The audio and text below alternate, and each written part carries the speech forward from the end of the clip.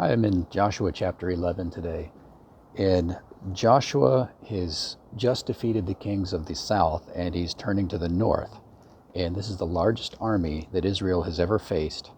But God tells him that he's going to give him the victory anyways. Let me read to you verses 14 and 15. And all the spoil of these cities and the livestock and the children of Israel took as booty for themselves. But they struck every man with the edge of the sword until they had destroyed them, and they left none breathing. As Yahweh had commanded Moses his servant, so Moses commanded Joshua, and so Joshua did. He left nothing undone of all that Yahweh had commanded Moses.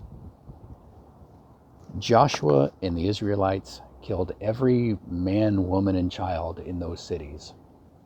In most of the cities, they completely destroyed.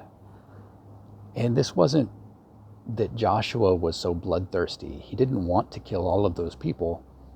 He was doing what God told him to do. Joshua was merely an instrument or the weapon in God's hand. God had decided that these people needed to go.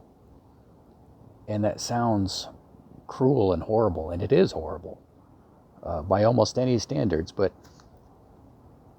we exist for God's purposes. Let me read to you something else real quick. It's going back to the very beginning in Genesis chapter 1, verses 26 and 27. It says, Then God said, Let us make man in our image, according to our likeness.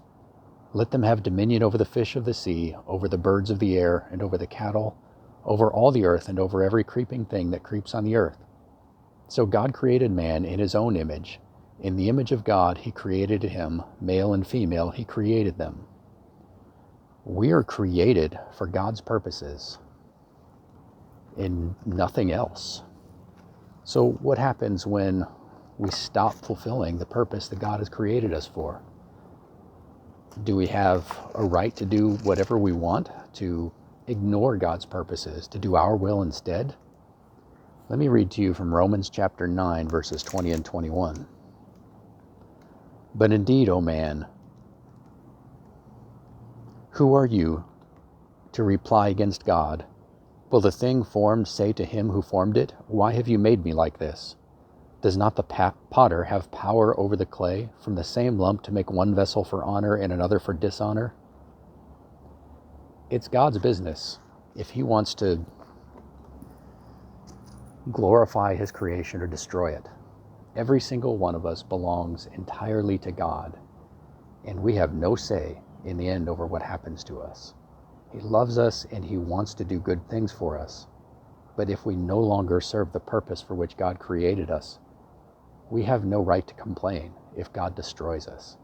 That is entirely his right. This is Jay Carper from American Torah. Be blessed.